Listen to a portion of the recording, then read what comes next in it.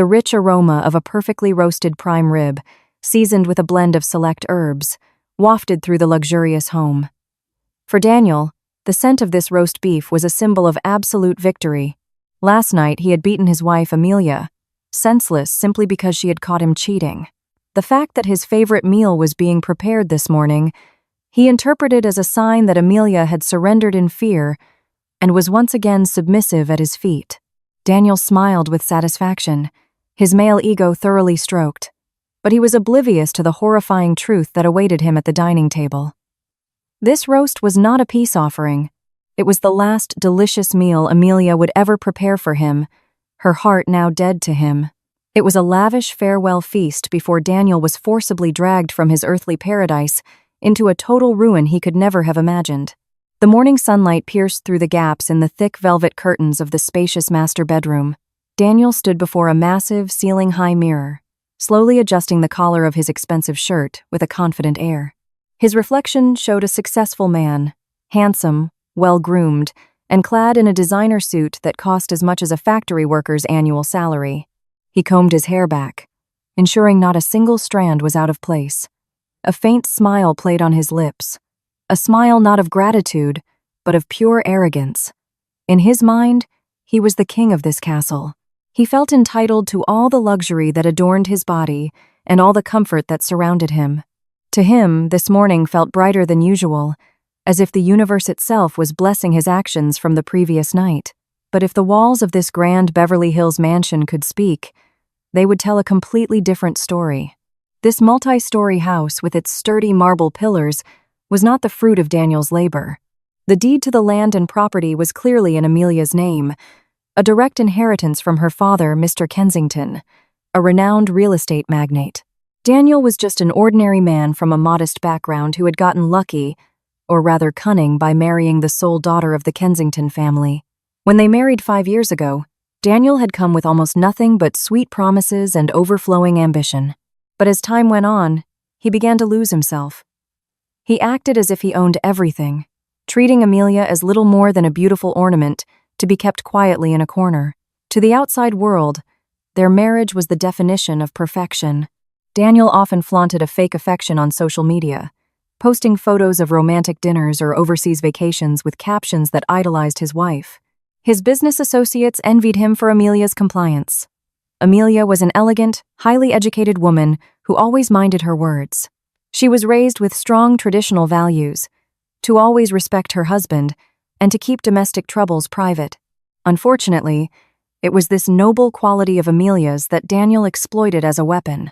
Daniel interpreted Amelia's patience as weakness and her silence as helplessness. He was unaware that behind that calm demeanor, Amelia possessed a mental fortitude inherited from her father, a ticking time bomb, its countdown silent and steady.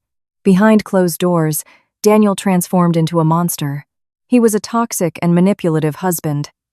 His insecurity, stemming from the knowledge that he was living off his wife, was masked by belittling her. Whenever a minor issue arose, Daniel would spew venomous words.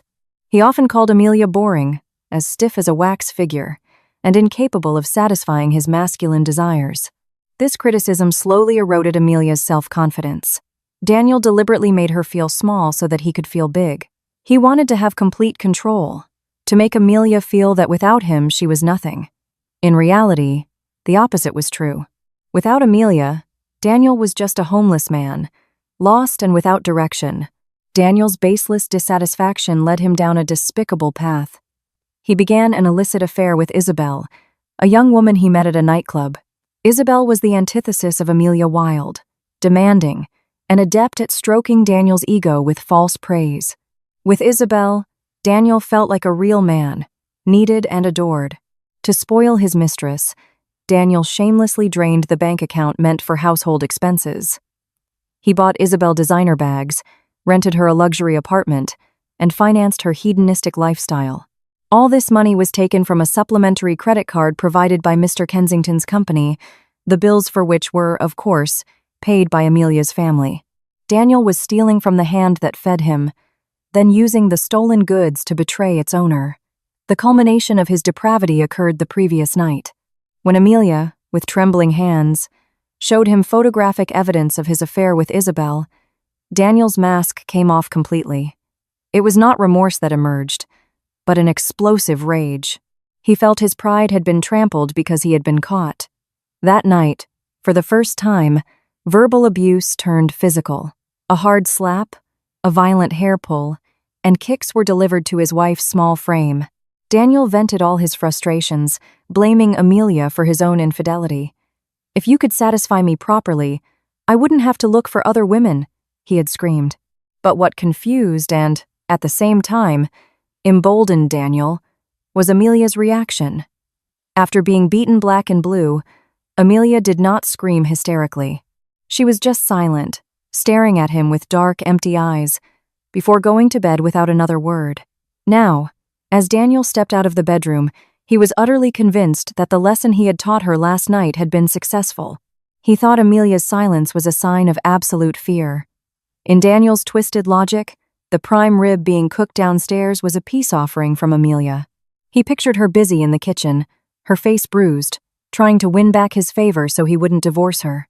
Daniel descended the spiral marble staircase with a light step, whistling softly, imagining how delicious his breakfast would be. He was completely unaware that the silence in the grand house was not the silence of compliance, but the chilling calm before a great storm that would utterly destroy his life, leaving nothing behind. That night, rain poured down as if the heavens themselves were weeping for the fate of the household in that elite neighborhood. The clock on the wall of the luxurious living room showed it was 2 a.m. Yet, Amelia sat upright on the cream-colored leather sofa. She wasn't watching television or reading a book. She was simply staring at the closed front door. In her hand, she clutched a phone, its screen dark. But stored within it was enough evidence to break her heart 1,000 times over. Photos of Daniel having a romantic dinner with another woman named Isabel had just been sent by a friend who happened to be at the same restaurant. Amelia didn't cry. Her tears, it seemed, had run dry, for this wasn't the first time she had sensed betrayal, but tonight felt different. A steely resolve was hardening in her chest. The sound of a car engine was faintly audible over the rain, followed by the sweep of headlights through the gaps in the curtains.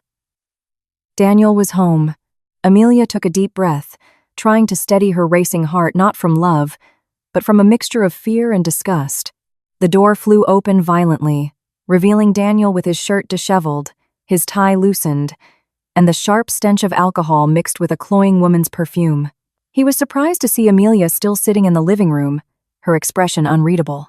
Instead of feeling guilty, Daniel snorted in annoyance, as if his wife's presence was an intrusion on his peace. After a day of pleasure, he tossed his briefcase aside and staggered towards the stairs without a word of greeting. Amelia stood up slowly. Her voice, calm yet sharp, cut through the silence of the night. "Where have you been so late?" That simple question was the spark that ignited the rage of the alcohol-fueled and weary Daniel. He spun around, his eyes red and blazing. He screamed that Amelia had no right to control his life, that she was just a wife whose duty was to stay at home and enjoy his money. Amelia didn't back down. Instead, she stepped forward and showed him her lit phone screen, displaying the photo of him kissing Isabel's cheek. "Who is she?" Amelia asked. "How could you do this to me, when I've always tried to be an obedient wife?" Seeing the evidence so clearly before him, Daniel's face turned crimson not from shame or guilt, but because his ego had been severely bruised. He felt his authority as a husband had been undermined by being caught and confronted. Without warning, a hard slap landed on Amelia's left cheek. It was so forceful that her small figure staggered and crashed into a decorative table beside the sofa. The sound of a shattering ceramic vase mingled with a clap of thunder from outside, creating a horrific symphony of chaos. Amelia clutched her cheek, which burned with pain. The corner of her lip was split and bleeding. But Daniel wasn't finished. He grabbed Amelia's hijab, pulling her face close to his, and began to curse her with words unfit for any human, let alone a husband. Daniel blamed Amelia for his affair. He screamed in her face that he sought other women because she was boring, too rigid, couldn't dress up, and couldn't satisfy his male ego. Blow after blow landed on Amelia's body that night. Daniel vented all his frustration, his guilt twisted into rage, and his fragile superiority. He punched her arms, kicked her legs, and pushed her until she was cornered against the cold living room wall. Amelia felt excruciating pain all over her body. Her ribs ached with every breath, and her head throbbed from the impacts. Yet, in the midst of this violent storm, something strange made Daniel pause. Amelia didn't scream. She didn't cry hysterically or beg for mercy like a typical weak woman. She didn't fight back or curse him in return. The woman was just silent. She took every blow with her eyes wide open, staring at Daniel with a gaze that was empty, cold, and dead. Amelia's silence made Daniel momentarily uneasy, as if he were beating a living doll. But then, his arrogance overrode his logic. He quickly interpreted her silence as a sign of total fear and absolute submission. Daniel felt he had successfully subjugated his wife, teaching her never to defy him or bring up Isabel again. After exhausting his anger and energy, Daniel released his grip, letting Amelia slump to the cold floor amidst the broken shards of the vase. He spat to the side, fixed his disheveled hair, and said dismissively, "That's what you get for being a disrespectful wife." He then sauntered up to the master bedroom, leaving Amelia alone in the dark. After the sound of the bedroom door slamming shut upstairs, silence returned, broken only by the intensifying rain. Amelia slowly moved her battered body, wincing in pain as she tried to stand. But no tears fell. Her trembling hand wiped the blood from the corner of her lip. Her eyes fell on a unique desk clock on a bookshelf, directly facing where they had just fought. It was no ordinary clock. Hidden inside was a small, high-resolution surveillance camera that had just recorded everything. Every punch, every curse, and every admission from Daniel. Amelia was silent, not out of fear. She was silent so the audio would be clear, and the evidence of her husband's crime would be perfect. That night, amidst the agonizing physical pain, a faint, cold smile of victory touched Amelia's lips. That night, Amelia didn't sleep a wink. She lay in the downstairs guest room, staring at the dark ceiling, listening to Daniel's footsteps pacing upstairs before they finally fell silent, signaling the drunken man had passed out. Amelia's body was in agony. Her ribs ached with every breath, and half of her face throbbed with a burning heat. But her mind was clear, sharp as a surgeon's scalpel ready to excise the cancer in her marriage. She didn't cry over her fate. Her tears had long run dry for a man so unworthy. When the wall clock struck 4 a.m., Amelia rose with difficulty. She dragged her feet to the kitchen, not to make a loving breakfast, but to set the final stage for her husband's downfall. In the spacious modern kitchen, Amelia began to move in the pre-dawn silence. She took the finest cut of beef from the refrigerator, prepared the herbs and spices for a prime rib roast, and began to cook. The aroma of garlic, rosemary, and thyme soon filled the room, replacing the metallic scent of blood and the sweat of fear from the night before. Amelia cooked calmly, as if nothing had happened, though her lip was split and her eye was swollen and blue. Every stir of the wooden spoon in the large roasting pan was done with a steady rhythm, as if she were orchestrating Daniel's destruction. She made sure the taste was perfect, exactly as Daniel liked it, savory, herbaceous, and the meat tender. Amelia wanted the memory of this roast to linger on Daniel's tongue forever, a sweet memory that would turn into a bitter poison when he realized the truth.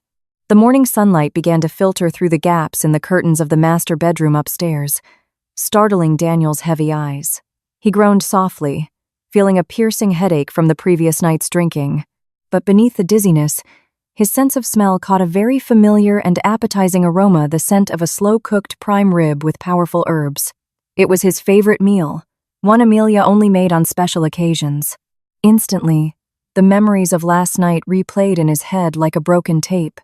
He remembered his rage, the blows he had delivered, and how Amelia had remained silent, not fighting back. A thin, cunning smile spread across Daniel's lips. He felt an immense pride in himself. His narcissistic mind immediately concluded that his actions last night were a great success in disciplining his wife. According to Daniel's twisted logic, the roast being cooked this morning was a sign of apology and surrender from Amelia. He was sure she was cooking his favorite meal as a way to make peace, a white flag signaling that she accepted her subordinate position and would no longer question him about Isabel. Daniel got out of bed, stretched his stiff muscles, and walked to the bathroom feeling like the victor of a war. After a warm shower and changing into casual but neat attire, an expensive polo shirt and chino pants, Daniel left the room with a spring in his step. He whistled softly as he descended the marble staircase of his luxurious home. The house was quiet. There were no sounds of clattering dishes or the footsteps of servants. Only the aroma of the roast grew stronger, enticing his hungry stomach. As he reached the ground floor, he saw that the broken vase from last night was gone. The marble floor was spotlessly clean, as if the violent fight had never happened. Daniel nodded in satisfaction, praising how quickly Amelia had learned to clean up a mess without being told. He felt his power in the house becoming absolute. Daniel walked towards the dining room, which was set back and separated from the living room by an artistic partition. He entered the dining area with a confident stride, adjusting the collar of his shirt. His eyes were immediately drawn to the large teak dining table, which was set immaculately, like a five-star hotel banquet. In the center of the table, a large platter held the prime rib, still steaming, as the centerpiece. It was surrounded by warm mashed potatoes, green bean casserole, and dinner rolls. Everything was Daniel's favorite. His stomach rumbled loudly, demanding to be filled. Blinded by hunger and arrogance, he didn't look around carefully. He spoke out loud, "Good," in a dismissive tone as he pulled out his grand chair at the head of the table without turning his head. "Finally, you understand and realize your mistake, Amelia. This is much better. The house is peaceful when you're obedient." But his movement stopped abruptly. The chair felt heavy, as if someone were holding it. The smile on Daniel's face vanished instantly, replaced by a confused frown that slowly morphed into pure terror. His heart seemed to stop as his eyes finally processed the scene before him. In the head chair where he usually sat and commanded like a king, sat Mr. Kensington, Amelia's father. The middle-aged man, who was usually friendly and fatherly, now stared at Daniel with eyes so sharp, cold, and deadly. His hands were clenched into tight fists on the table, his knuckles white, restraining an anger ready to explode. The aura of authority and suppressed rage emanating from Mr. Kensington was enough to make Daniel's courage shrink to a speck of dust. Daniel swallowed hard, his throat dry and bitter. His eyes darted frantically to Mr. Kensington's side. There sat his mother-in-law, Mrs. Kensington. The woman who usually greeted him with a warm hug and a sweet smile now turned her face away. Her eyes were swollen and red from crying all night. A deep line of disappointment was etched on her gentle, aged face. Mrs. Kensington couldn't bear to look at him, as if the sight of her son-in-law was vile and painful to her eyes. Behind Mr. Kensington's chair stood Arthur, Amelia's older brother. Arthur's well-built and muscular body was tense. His jaw was clenched so tightly that the veins in his neck bulged, and his eyes conveyed a strong desire to leap over the table and beat Daniel to a pulp if not for etiquette and the law. Daniel took a step back, his legs feeling like jelly. He tried to open his mouth to greet them, but his voice was stuck in his throat. Before he could recover from his shock, his gaze caught other figures standing in the corner of the room near the kitchen and exit doors. There stood Mr. Pierce, the Kensington family's lawyer, known for being tough and undefeated in court. Mr. Anwar was holding a tablet and a thick file, his face flat and expressionless. And what made Daniel's blood run cold to his fingertips was the presence of two uniformed police officers standing sternly beside Mr. Anwar. Their hands were ready on their belts, looking at Daniel with the probing gaze of law enforcement officers eyeing a dangerous criminal. The silence in the dining room was so heavy and suffocating that it felt as if all the oxygen had been sucked out. Only the ticking of the wall clock could be heard, counting down the seconds of Daniel's freedom. The aroma of the roast, which had been so appetizing moments ago, now made his stomach churn. It swirled in his head like the smell of death. He looked for Amelia, hoping his wife would appear to save him. But Amelia was not there. She had been replaced by a firing squad ready to pass judgment. The sound of a ceramic plate scraping against the teak wood table was sharp and grating in the suffocating silence. Mr. Kensington, with a slow but forceful movement, pushed the plate with the steaming roast beef directly in front of Daniel. The aroma of herbs and savory meat, once so enticing, now turned Daniel's stomach. Mr. Kensington's eyes did not blink. His gaze was as sharp as an eagle's, ready to tear its prey apart. There was no trace of a father-in-law's warmth left, only the fury of a father whose daughter had been hurt. Without raising his voice, The intimidating aura from the older man was enough to make Daniel's knees tremble so violently he had to grip the back of a chair to keep from collapsing. "Eat," Mr. Kensington commanded. His voice was low, heavy, and trembling with suppressed emotion. That single word was more terrifying than any shout. Amelia cooked this at dawn, with a bruised face, a split lip, and a heart shattered by you. She didn't cook this to welcome you, Daniel. She cooked this as a final charity for you. Eat it. Enjoy it while you can, because this is the last decent meal that will ever touch your tongue before you rot in a prison cell, eating hardtack and gruel. Daniel gaped, his face as white as a sheet. Cold sweat beaded on his temples, trickling down to soak the collar of his expensive shirt. The word prison struck his eardrums like a sledgehammer, shattering the last remnants of the arrogance he had brought down from his bedroom. Daniel tried to speak, to deny the accusations with his remaining cunning. He forced a small, pathetic laugh. "Sir, what are you talking about? Prison? This must be a misunderstanding. Amelia and I just had a typical argument, sir. Normal marital problems, a part of marriage. Where's Amelia? Let me talk to my wife." Daniel tried to step forward, intending to find Amelia. But before his foot could move, Arthur slammed the dining table with his large fist. The loud bang made the plates rattle, and Mrs. Kensington jumped, covering her mouth to stifle a sob. Arthur stood up, his towering figure blocking Daniel's view. His eyes blazed with red-hot hatred. "Don't you dare say my sister's name with that filthy mouth of yours," Arthur roared, his voice thundering through the room. "You think we're stupid? You think because my sister has been silent all this time, you can treat her like an animal? We've seen everything, Daniel. Everything." Daniel was struck dumb, his courage instantly vanishing. He stumbled back, looking at Arthur with terror. Just then, Mr.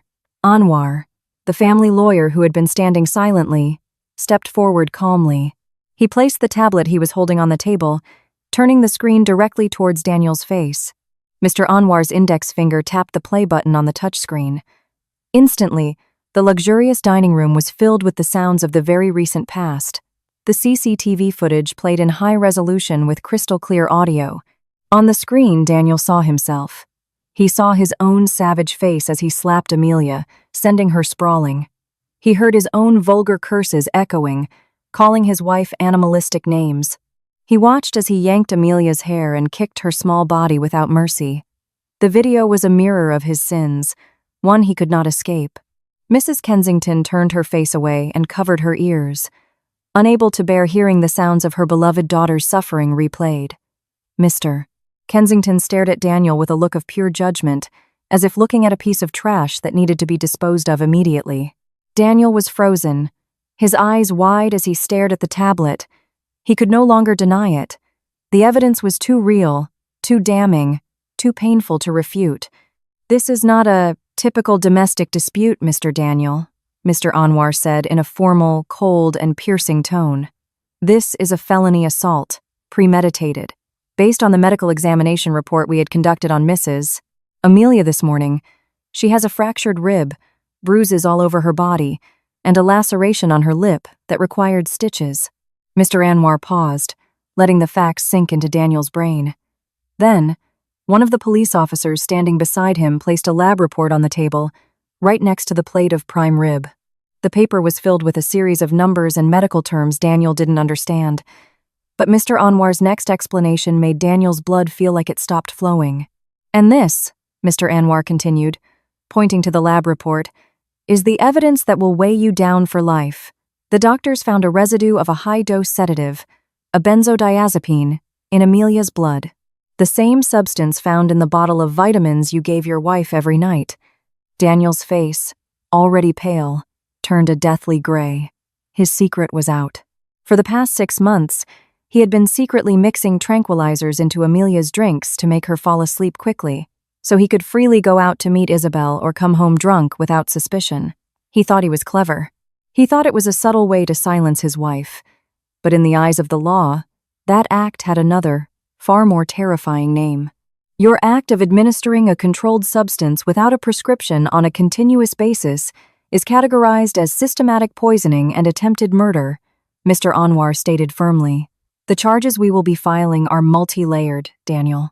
aggravated domestic assault, poisoning, and one more, embezzlement of company funds, an internal audit at Mr.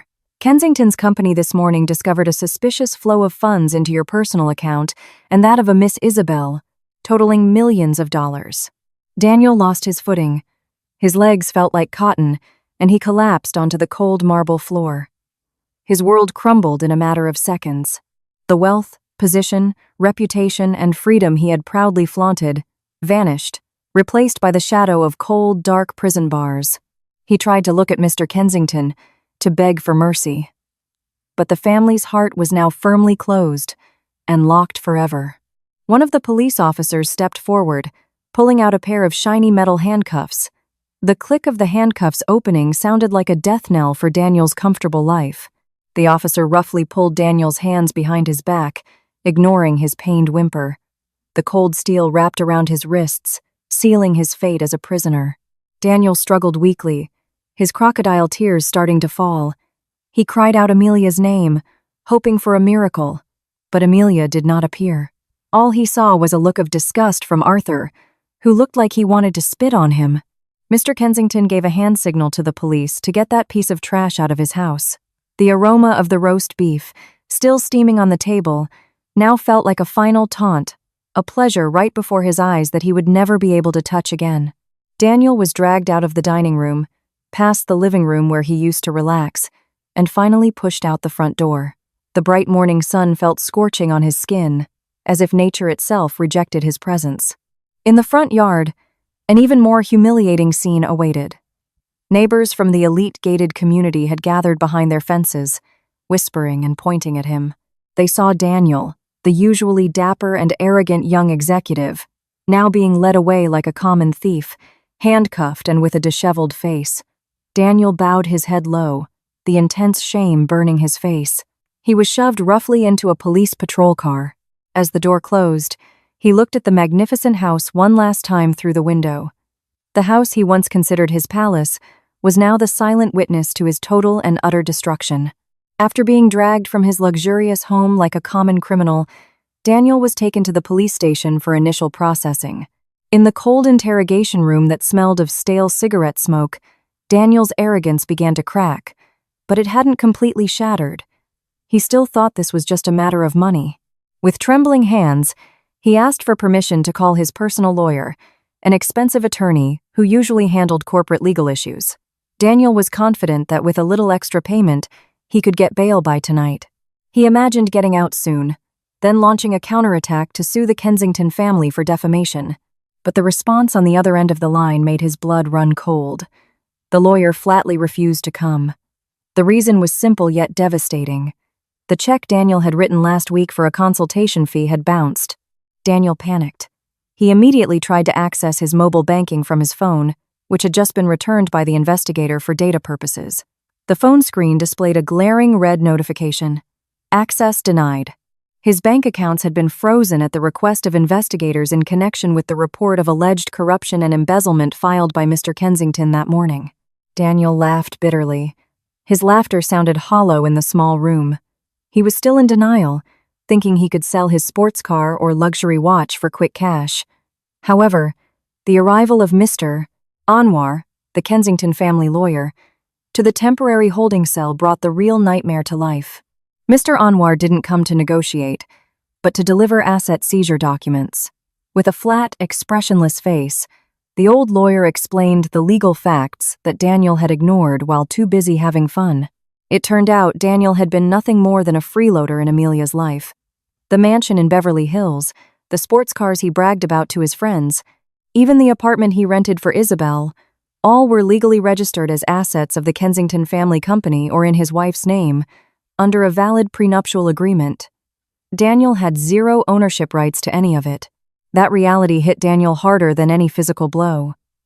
He finally realized that his large salary had been spent entirely on a hedonistic lifestyle, online gambling, and spoiling Isabel. He had no savings, no assets, and now, no job. The termination letter from the company had been emailed an hour ago. Mr. Anwar then handed over a small black plastic bag. "These are your remaining belongings," he said coldly. Daniel opened it with trembling hands. Inside were only an empty leather wallet and a now useless car key. Your other personal effects, your designer clothes and shoe collection, were burned by Mrs. Amelia in the front yard this afternoon. Nothing is left but ash. Daniel slumped to the floor. He had become destitute in a matter of hours. In a surge of desperation, Daniel's brain clung to the one thing he thought he still possessed: love. He remembered Isabel. His mistress would surely help him. Didn't they love each other? Hadn't Isabel always whispered that he was her world and that money didn't matter? With the last of the credit on an officer's borrowed phone, Daniel called Isabel. His voice shook with unshed tears as he explained his situation and begged her to sell some of the diamond jewelry he had bought her to pay for bail and a lawyer. Daniel was sure Isabel would come running to save him, but the response on the other end was completely unexpected. As soon as Isabel heard that Daniel had been fired, his assets seized, and his accounts frozen, her tone changed drastically. The usual coy, playful voice turned cold, harsh and full of scorn. "You think I want to be with you if you're broke?" Isabel spat without ceremony. "Don't even dream of it. Being with you was an investment, Daniel. When the capital runs out, the business closes." Isabel even laughed cynically when Daniel mentioned their promises of loyalty. Without a shred of feeling, she hung up after delivering one last heart-stabbing line. "Don't call me again. I don't want to get dragged into your mess. You pathetic loser." Daniel stared at the phone receiver with a vacant expression. Tears streamed down his face, not from sadness, but from his utterly crushed pride. Isabel's betrayal didn't stop there. To save herself from legal trouble as an accessory to embezzlement, Isabel took a cunning step. The next day, she voluntarily came to the police station accompanied by her own lawyer. She offered herself up as a cooperating witness. In an interrogation room adjacent to Daniel's cell, Isabel placed all the blame on him. With crocodile tears, she claimed to be a victim of Daniel's manipulation, an innocent woman who was trapped and forced to accept the illicit money under threats of violence. Daniel, who was allowed to watch the process from behind a one-way mirror, could only clench his fists so tight his nails dug into his palms. The woman he had worshipped, the one for whom he had beaten a wife as good as Amelia, was now stabbing him in the back without mercy to save her own skin. Now, Daniel was truly alone. In the cold, damp isolation cell, he contemplated his fate. His socialite friends had vanished as if swallowed by the earth. His career was over, his wealth was gone, and his love had turned out to be fake. Yet, in the midst of this darkness, a foolish glimmer of hope appeared. There was still one person in the world whose love was unconditional: his mother. His mother back home, who had always spoiled him, who had always defended him, even when he was wrong as a child. Daniel was sure that no matter how wicked a child was, a mother's instinct would always protect her own flesh and blood.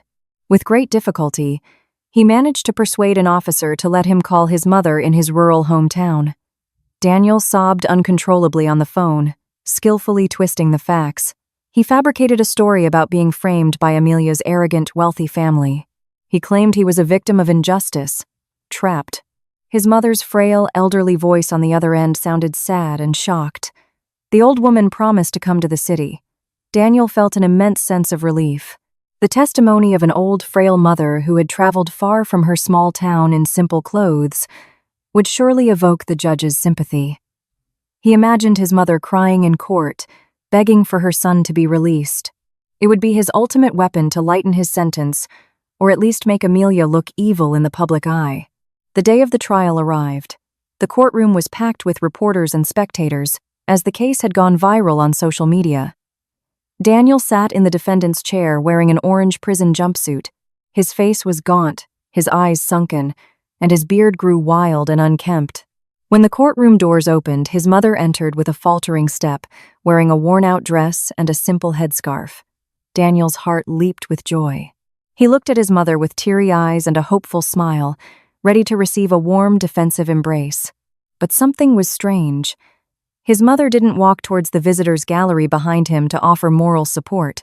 Instead, the old woman was guided by a court officer to the main witness stand in front of the judge. And even more shockingly, she was accompanied by Arthur, Amelia's brother. A bad feeling crept up Daniel's neck, making his hair stand on end. The judge banged the gavel, calling for order, then asked the old woman in a gentle voice, "Ma'am, you are here as a character witness at the defendant's request. Is it true that the defendant, Daniel, is a devoted, honest, and responsible son as he claims in his defense?" A heavy silence fell over the room. All eyes were on the frail figure on the witness stand. The mother bowed her head, her shoulders shaking with heart-wrenching sobs. Slowly, she lifted her wrinkled face. She looked straight at Daniel. It was not the look of affection he had hoped for, but a look full of pain, disappointment, and a rage that had been buried for years. With a hoarse yet loud voice that echoed throughout the silent courtroom, the mother answered, "No, Your Honor. He is not a devoted son. He is a sinful child who slowly killed his mother while she was still alive." Daniel jolted in his seat as if struck by lightning. His mouth opened to interrupt, but his voice caught in his throat. His mother continued her testimony, unwrapping a worn cloth bundle she had brought. Inside was an old, tattered, and brownish passbook. "For 10 years, I sold vegetables at the market, saving every penny, going hungry to save enough money to go on a pilgrimage to Mecca before I die," the mother said with a trembling voice. 2 years ago, Daniel came home. He cried at my feet, saying he needed urgent business capital or loan sharks would kill him. Out of pity, I gave him my entire pilgrimage savings. I willingly gave up my dream of going to the Holy Land for my son's life. The mother's sobs broke, leaving the judge and the entire courtroom in a profound, emotional silence. But it turns out, her voice rose with emotion, her wrinkled index finger pointing at Daniel's face, now ashen like a corpse. The money wasn't used for business. My neighbor saw him on a luxurious vacation with that woman. He committed adultery using his mother's sacred money. He had fun on his mother's sweat and tears. The courtroom erupted. Reporters furiously scribbled down the dramatic moment. Daniel was frozen. He never thought his mother knew about that. He thought she was just an ignorant countrywoman who could be fooled forever. It turned out she had known all along, but had kept it locked away in silence. And today, that dam of patience had finally burst. The mother wiped her tears with the corner of her shawl and looked at the judge with a different kind of plea. "I am ashamed, Your Honor," she continued, her sorrowful voice piercing the heart of everyone who heard it. "I am ashamed to have given birth to a son who could beat a wife as good as Amelia. I am ashamed to have a thief for a son who stole his own mother's money. I did not come here to defend him. I came here to see him punished. Let the prison teach him, because I, as his mother, have failed." Those words were the final nail in the coffin of Daniel's life. His own mother, the one person he had hoped would be his final shield, now stood as his most damning accuser. Daniel cried out, calling for his mother, but the old woman had already turned away, unable to bear the sight of the son who had shattered her heart. The atmosphere in the courtroom that day was thick, suffocating, and heavy. It was the final day of the trial, the day Daniel's fate would be sealed by the judge's gavel. Daniel sat in the defendant's chair, his body gaunt and withered. His cheekbones protruded sharply, and his face was almost unrecognizable as the handsome man who once had women swooning over him. His eyes were wild with fear, darting around the room, searching for any small escape from his bitter reality. But there was no way out. To his right, the prosecution team sat with a mountain of evidence, a fortress ready to demolish any defense. To his left, the public defender assigned to him looked resigned, listless, and uninspired, fully aware that this case was a dead end for his client who had already lost everything. The presiding judge, a middle-aged man with thick glasses and a stern face, began to read his legal considerations. His voice boomed through the speakers, filling every corner of the room with undeniable authority. The judge detailed Daniel's sins one by one, from the felony domestic violence that caused severe physical and psychological trauma to Amelia, to the attempted premeditated poisoning using high-dose sedatives, which could have been fatal. It didn't stop there. The judge also read out the evidence of embezzlement of company funds that Daniel had committed to finance his hedonistic lifestyle with his mistress. Every sentence spoken by the judge was like a nail being hammered one by one into the coffin of Daniel's future. There were no mitigating factors. Daniel's evasive attitude, his lack of genuine remorse, and even his exploitation of his own mother's money were all severely aggravating factors. The judge took a deep breath before reading the verdict, the most anticipated and feared moment. The room fell silent. Even the ticking of the wall clock sounded deafeningly loud. "The court," the judge's voice thundered, "finds the defendant, Daniel Evans, legally and convincingly guilty of committing the combined criminal acts. Therefore, the court sentences the defendant to 15 years in prison." The number 15 years hung in the air, heavy and suffocating. But the judge wasn't finished. "And a fine of $200,000, with the provision that, if the fine is not paid, it will be replaced by an additional 2 years of imprisonment. Furthermore, all remaining assets are to be seized by the state as restitution." The gavel struck 3 times. Thump, thump, thump. The loud bang sounded like a death knell for Daniel's life. Instantly, the strength in Daniel's legs vanished.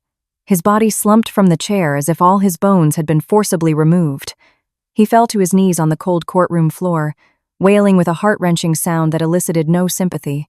His tears mixed with snot, creating a pathetic and disgusting sight. "No, no, it can't be. 15 years. My life is over. Your Honor, please, I beg for leniency," he shrieked hysterically. Court security officers swiftly restrained him, forcing him to stay calm. But Daniel struggled. His eyes were fixed on one figure in the front row of the visitors' gallery, the figure he had always belittled, hurt, and considered stupid. Amelia. The woman sat there gracefully. Her appearance today was a stark contrast to when she had come for mediation months ago. Amelia wore a stylish off-white blazer that elegantly hugged her frame, paired with a soft patterned silk hijab. Her face glowed, not from heavy makeup, but from an inner light of peace. The bruises on her face were gone without a trace, replaced by healthy, well-cared-for skin. She looked much younger, more sophisticated, and stronger. Amelia did not clap when the verdict was read, nor did she smile with vengeful satisfaction.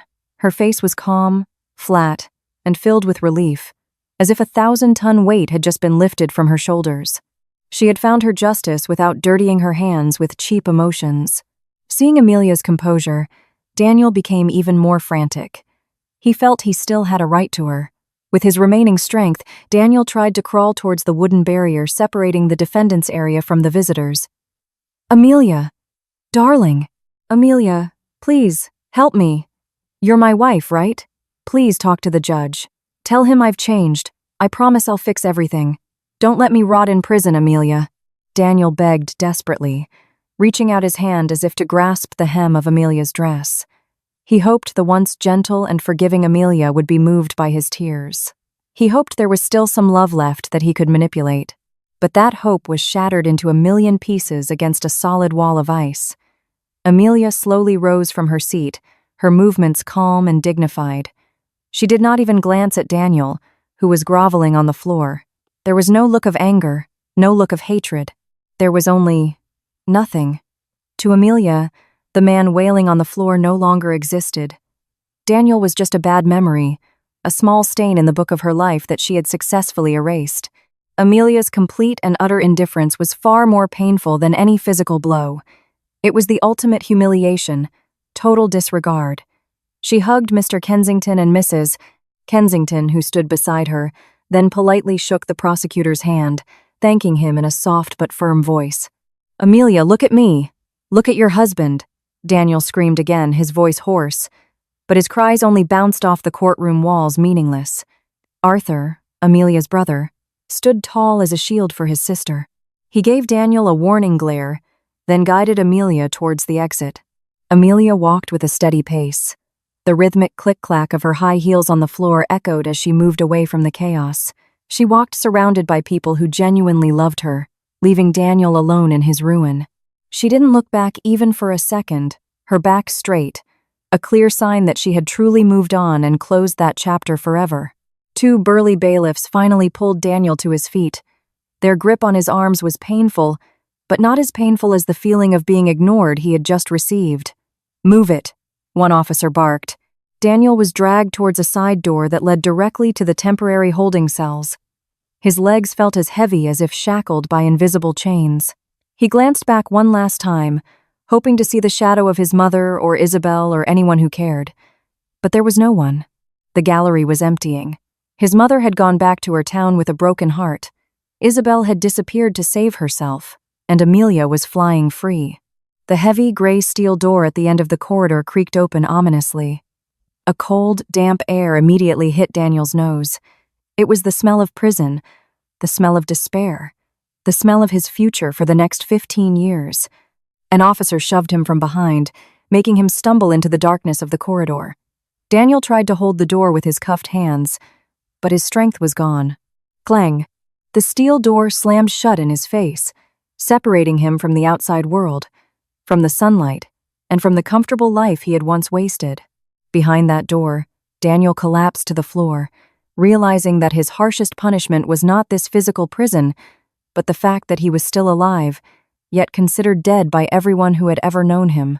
The scorching afternoon sun baked the asphalt of a rundown neighborhood in East Los Angeles, creating a heat haze that blurred the vision.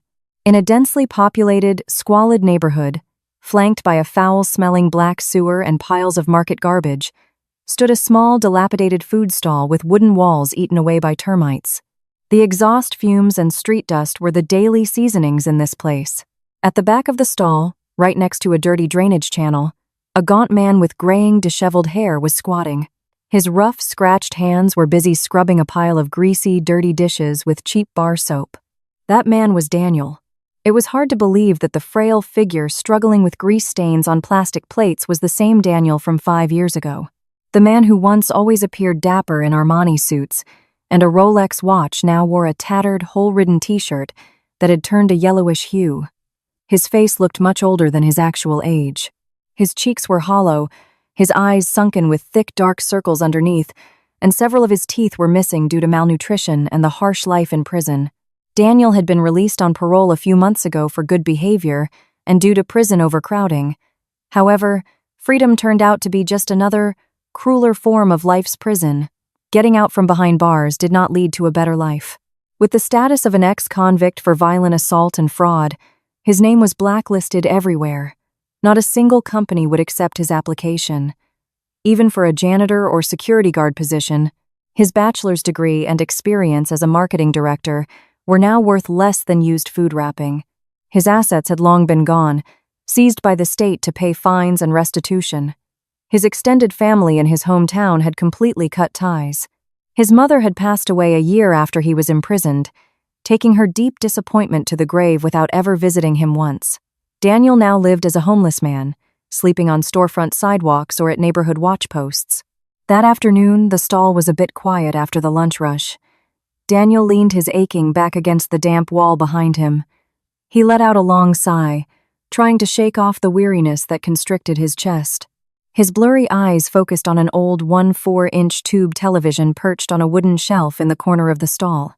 The screen was fuzzy and the colors often shifted to a greenish tint, but the sound was still clear enough to be heard over the street noise. The afternoon news was airing a special report on the Inspirational Woman of the Year award. The newscaster enthusiastically announced the winner's name, a name that made Daniel's heart feel as if it stopped beating. Amelia Kensington. The voice from the television echoed in Daniel's ears.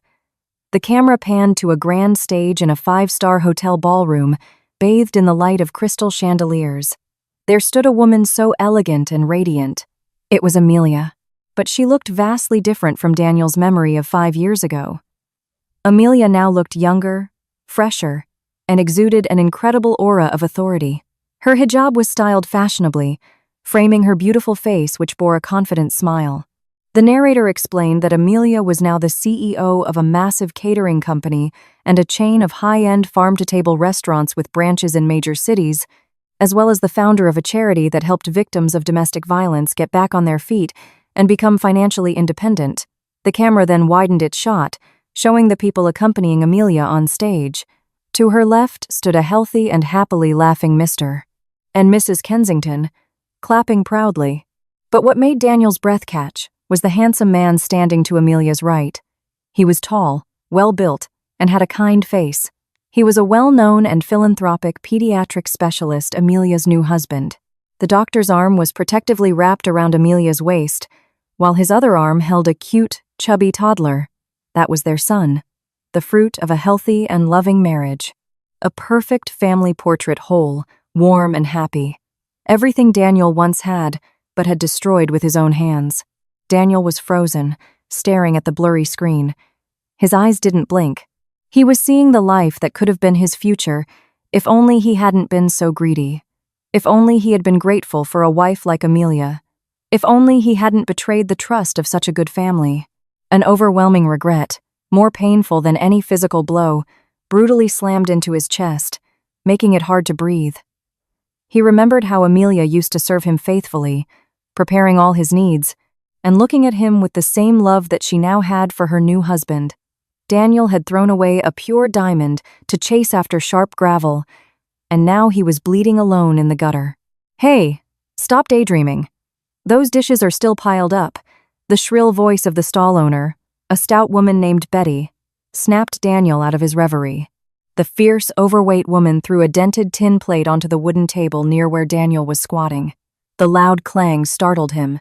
"Here's your lunch. Finish it quick and get back to work. No slacking if you want to get paid today," Betty grumbled as she walked away, leaving Daniel with his lunch. Daniel looked down at the plate. The contents were pitiful. A lump of cold leftover rice from yesterday that was hard around the edges, doused with a greasy, dark curry sauce, and a small, misshapen piece of leftover beef stew. It was the dregs from the bottom of the pot, recooked for 3 days until the color turned black and the meat disintegrated.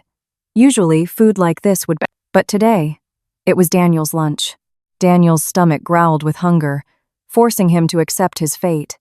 He picked up the plate with a trembling hand, still wet from the soapy water. He brought the plate to his nose. The aroma of the stew, though slightly stale and mixed with the smell of cheap soap, instantly threw his memory back to that morning 5 years ago, the morning that changed everything. His mind replayed the moment he woke up in a cool, air-conditioned luxury bedroom to the scent of Amelia's perfect prime rib roast. A roast made from prime-grade beef, cooked with fresh cream and high-quality herbs. Back then, the roast was served on an expensive porcelain plate on a gleaming teak dining table, complete with a servant ready to pour his drink. That morning, Daniel had arrogantly felt victorious, feeling he could trample over the wife who had prepared such a delicious meal for him. He had rejected the blessings and love offered to him by God, all to satisfy a fleeting ego. And now, karma had turned the wheel of life with terrifying precision. Here, by a smelly sewer, he had to eat leftover stew that tasted bitter and was nearly spoiled just to stay alive. Daniel shoveled the hard rice and cold stew into his mouth. It was bland, slightly sour from being on the verge of spoiling, and tough. Yet, every chew felt like a razor blade slicing his heart. He ate while sobbing uncontrollably. His hot tears fell onto the plate, mixing with the cold gravy, adding the salty taste of his suffering. Daniel ate voraciously out of unbearable hunger, but also with an indescribable spiritual pain. He realized that this was his true last meal, not the lavish breakfast he had left on the dining table of his home before being arrested, but this leftover meal, a symbol of his life's eternal ruin. On the television screen, Amelia waved as she concluded her speech, met with a roaring standing ovation from the distinguished audience. In the dark, dirty corner of the food stall, Daniel choked on his own tears. He was alone, humiliated, poor, and forgotten by the world. The television screen slowly faded to a commercial, leaving Daniel with an empty plate and an endless, eternal regret. Karma had completed its task, perfectly and without a single loose end.